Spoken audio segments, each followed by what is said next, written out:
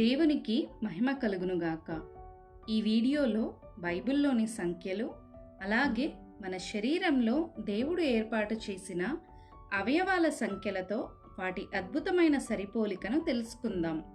శరీరపు అవయవాలలో నాలుక ఒకటి, దేవుడు ఒక్కడే, కళ్ళు రెండు, నిబంధనలు రెండు లేదా రెండంచుల ఖడ్గము, చెవిలోని చిన్న ఎముకలు మూడు, త్రిత్వము అనగా తండ్రి, కుమార, పరిశుద్ధాత్మ, గుండె గదులు నాలుగు, సువార్తలు 4, మత్తయి సువార్త, మార్కు సువార్త, లూకా సువార్త, యోహాను సువార్త, చేతి వేళ్ళు ఐదు, కాండాలు 5, ఆదికాండము, నిర్గమకాండము, లేవియాకాండము, సంఖ్యాకాండము, ద్వితీయోపదేశ కాండము.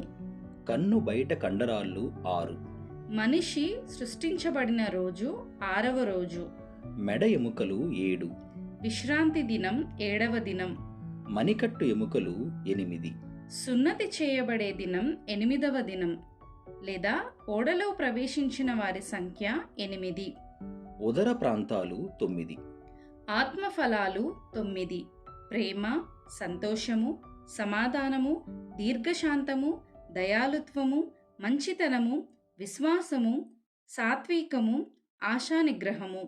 ఊపిరితిత్తులలో శ్వాస భాగాలు 10 ఆజ్ఞలు.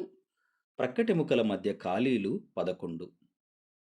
యూదా ఇస్కరియోతు అవిధేయత తరువాత మిగిలిన శిష్యులు 11 మంది. కపాల నరాలు 12, 12 గుమ్మాలు లేదా 12 గోత్రాలు లేదా 12 పట్టణాలు. దేవుని కృప మీకు ఎల్లప్పుడూ తోడయుండునుగాక. ఆమెన్.